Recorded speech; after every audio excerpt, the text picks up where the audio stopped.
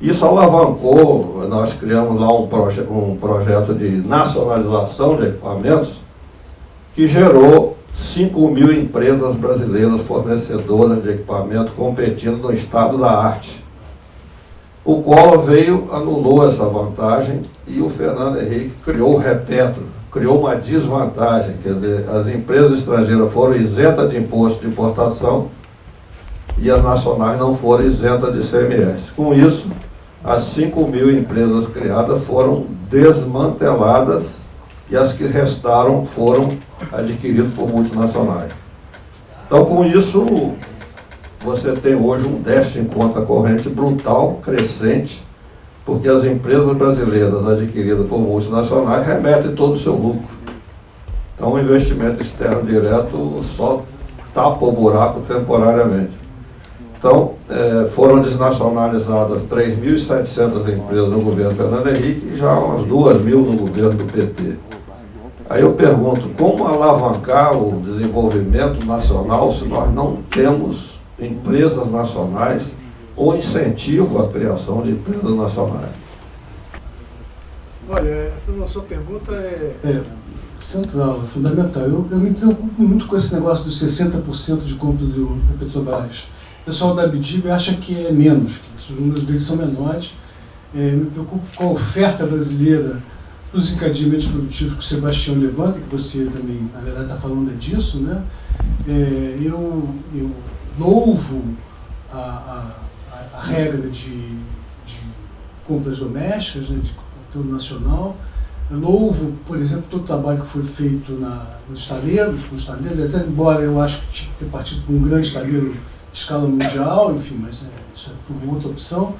Agora, eu tenho a sua preocupação, não é só porque mais empresa estrangeira do que nacional, é porque não tem suficiente empresa, em geral, estrangeira e nacional, para fazer aquilo que daria, que alcançaria os 60% de compras, e mais ainda, os elementos nobres dessa cadeia, porque, ao que tudo indica, as coisas mais fáceis de se fazer no Brasil, se importa muito do restante, né?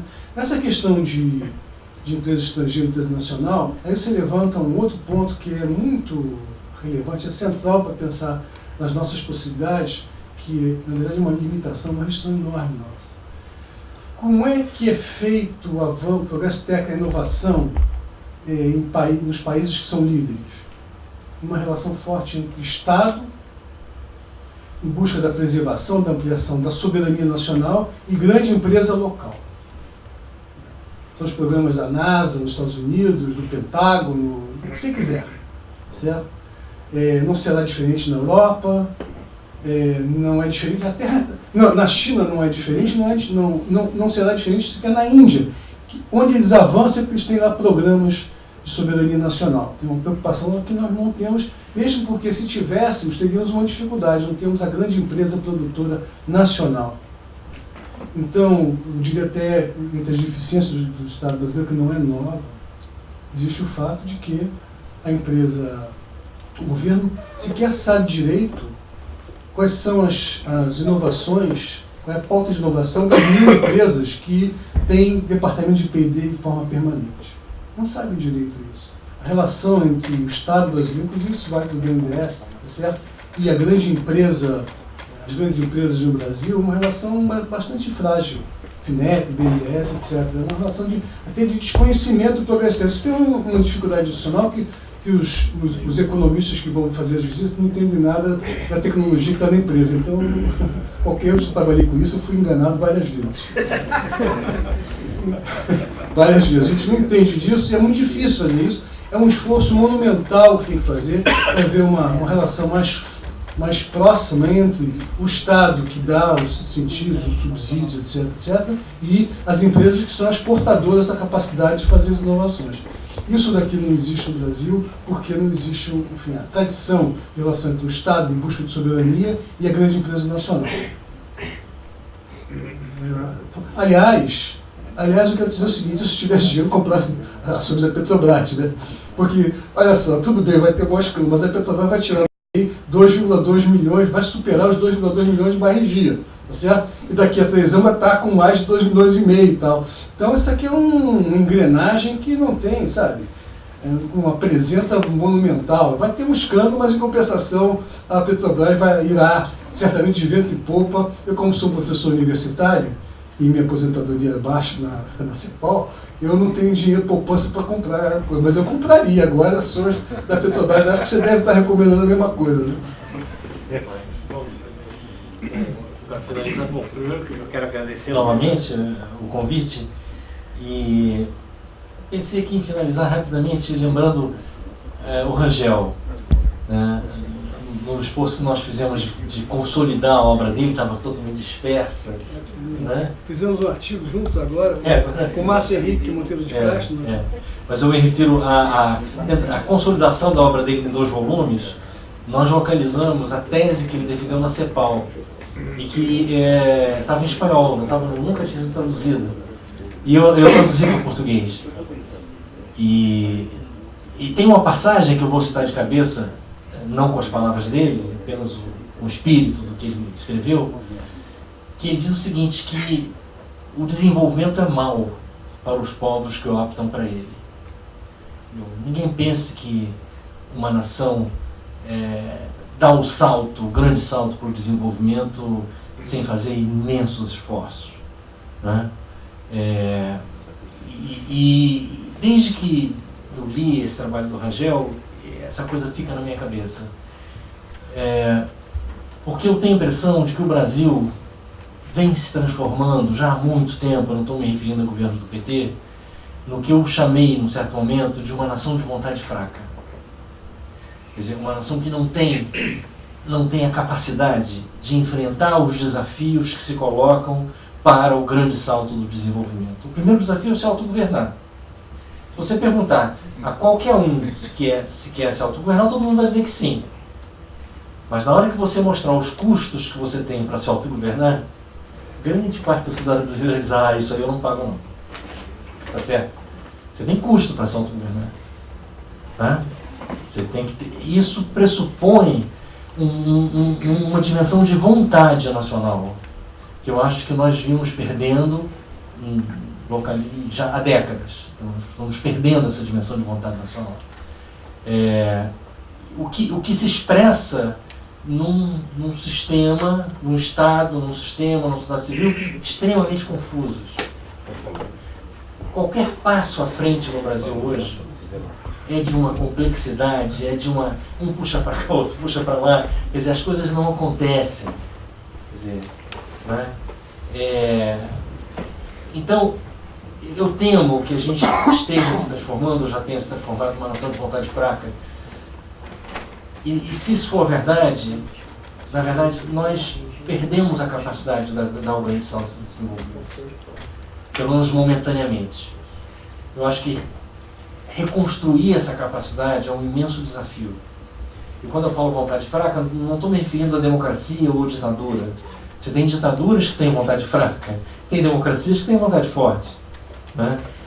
Estou me referindo a reconstruir condições básicas para um consenso nacional fundamental, que existiu no ciclo desenvolvimentista. Havia diferenças, né? Mas, por exemplo, o processo de industrialização era um consenso nacional naquele período. Um denominador comum. Quer dizer, as nações, para se desenvolver, elas precisam construir esses denominadores comuns, que vão sustentar os seus esforços no longo prazo. Né? Eu acho que nós perdemos isso. Quer dizer, eu acho que devemos ter um grande esforço, que tem que ser um esforço duro, mas generoso, de tentar reconstruir essa nossa capacidade de conceber e implementar no longo prazo processos complexos, processos que exigem continuidade no tempo, certo? Isso é que nós estamos sem essa capacidade. Qualquer coisa que nós fazemos é um mega problema, é uma mega dificuldade. Outro dia eu tenho um amigo que trabalha no setor público e diz, para cada engenheiro que quer fazer alguma coisa, tem 10 engenheiros fiscalizando. Entendeu? Quer dizer, não dá para fazer nada, sabe? é uma imensa dificuldade. Esse sistema político também que não olha o longo prazo, não vê as grandes questões, uma sociedade civil amorfa, uma classe média que não apoiaria ou não apoiará um esforço nacional consistente de longo prazo. Enfim, eu vejo o Brasil hoje numa grande encruzilhada. Mas se nós, pelo menos, retomarmos essa ideia do Rangel, de que o desenvolvimento não é um presente, ele diz textualmente, se bem me lembro, quer dizer, só os povos que se dispõem a fazer um grande esforço ganham o direito ao desenvolvimento. É um direito que você conquista. Não é uma coisa natural, não é uma coisa que cai no seu colo. Não é uma jogada esperta que te dá o desenvolvimento. Né? É um direito que você conquista, né, pelo seu esforço, pela sua capacidade, numa sociedade complexa, de montar sistemas decisórios que se baseiem em certos consensos básicos que sejam, então, levados à frente. Esse é o grande esforço que nós devemos fazer, para que o Brasil não mergulhe numa grande crise nos próximos anos. Obrigado. Para terminar, o Ricardo terá um minutinho. Uma coisa que tive que pensar muito, já me preparando para a hipótese de uma derrota, o que ficou? Quer dizer, que vai... É uma qualificação do que o Cezinha está colocando, não é uma discordância.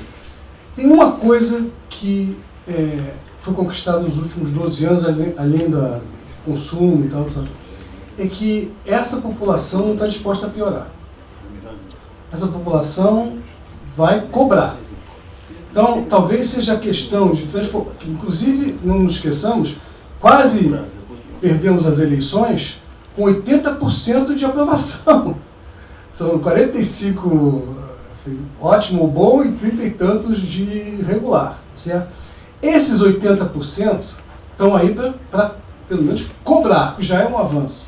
O problema é cobrar assimilando essas coisas que o Cezinha está colocando. Cobrar sabendo que a cobrança também imporá sacrifícios a esses 80%, tá certo? Que as coisas não é um passo de mágica, que eu sou bom e o outro é ruim. Né? Tem um série de elementos históricos aí que condicionam, de fato, o sucesso ou o fracasso, que é uma coisa que ficou muito escondida, né? Porque é claro que as condições externas brasileiras favoreceram o êxito nos últimos 12 anos, um pouco pior mais recentemente, enquanto nos anos prévios a situação estava menos boa. Podia ter feito um governo melhor, o Fernando Henrique, naquelas condições ruins? Acho que sim. Podia ter feito um governo melhor, pior, nas condições boas? Podia. Então, as coisas são... Por isso que eu votei e mantive o voto na Dilma. Agora... eu também votei na Dilma. Mas, quer dizer, essa crise aí... Ao contrário do Sarney, hein? Ao contrário do Sarney. Eu vi a foto. Essa crise é uma crise que virá com este componente adicional. Né? Que eles conquistaram, cobraram nas ruas, tá certo? Ou cobraram adições nas ruas, tá certo? E se ela aparecer, uma crise tem esse componente. E que iria, inclusive, condicionar o próprio governo, o próprio governo AS se tivesse ganho. Tudo bem, tá certo? Talvez ampliando a crise, mas tudo bem. Bom, pessoal, agradecer aos nossos convidados.